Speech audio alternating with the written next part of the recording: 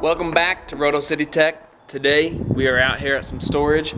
We are going to winterize my father-in-law's camper. So the camper today that we will be winterizing is a Forest River Surveyor Legend 252 RBLE. We will be doing a tour video of this in the months coming up, but right now we just want to get this camper safe for the winter so that nothing will freeze. So you have to remember that each camper that you winterize, if you're going to be doing multiple, or if you just have a different camper than this, it's going to be set up a little bit different than any other.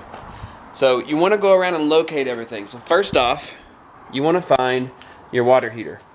The easiest way to do that is to find this metal grate on the outside of your camper. So this is towards the front, right next to the storage unit. So we'll just open that up so that we are ready. There is your water heater. Next, we want to try to find where the fresh water drain is. So if we look underneath, right here at the front, there's their fresh water drain.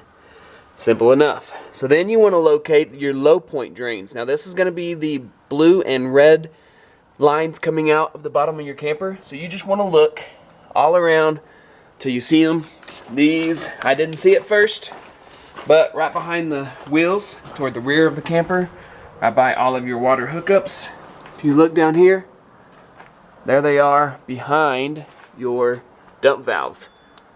So there is your red. Now this one is red and white, not red and blue, but white or blue, that is your cold water. Of course, when we blow out our lines, we are looking for the city water connection.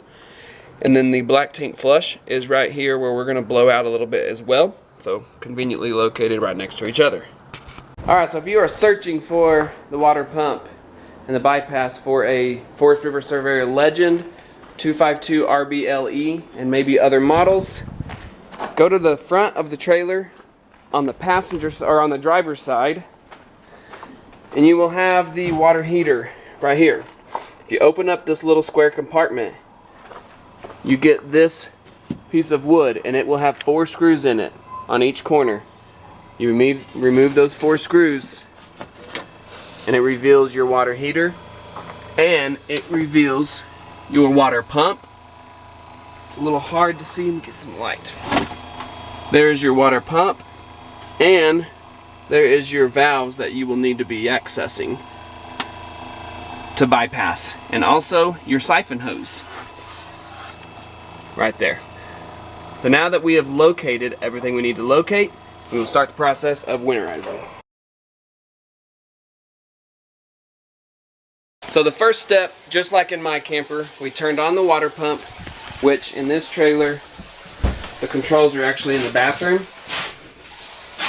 Turn on the water pump, and we're letting it drain into a bucket until it starts shooting out air. Next thing we're going to do is turn off the water pump, and then we'll go out and open up our low point drains. Now we just have to open up both your hot and cold low point drains.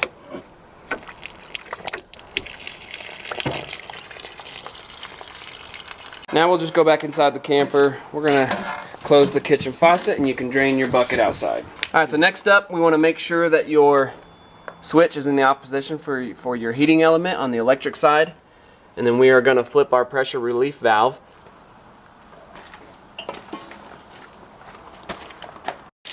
We had no pressure in our water tank. It's been sitting here for a bit, but once we got the anode rod out, obviously it is draining.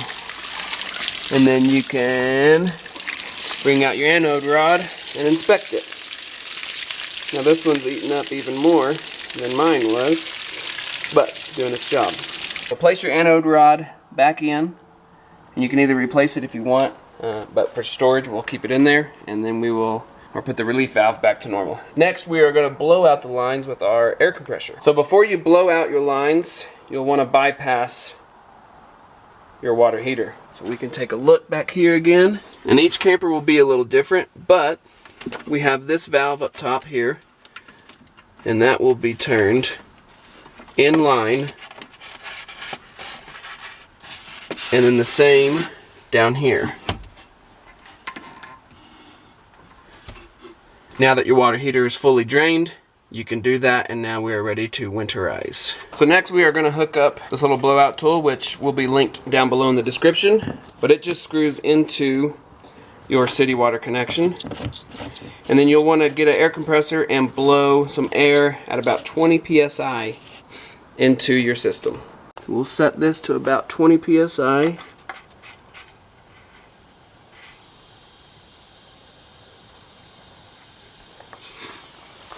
And then open it up.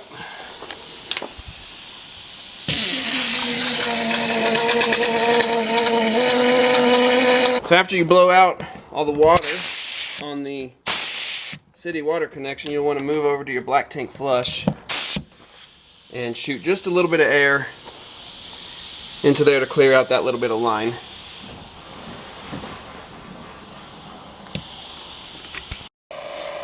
This one is a little hard to see, but this is your siphon hose.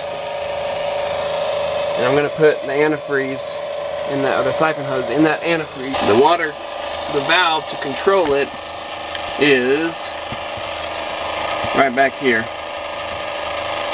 And we just want to get antifreeze coming out of the low points, and then we can move on to the faucet. Okay, so we have antifreeze going out of the low point.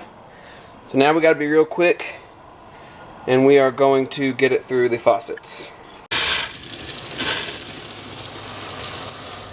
Okay, now go to the hot side. Go. Okay, it's pink.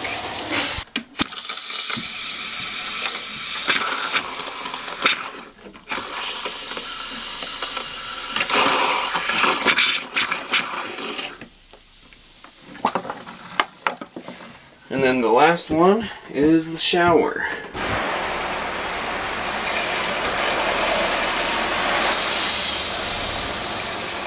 There we go.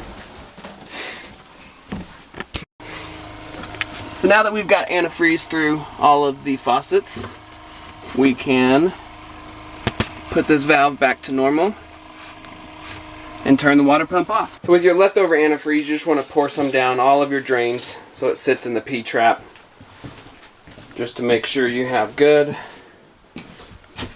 coverage over all your drains.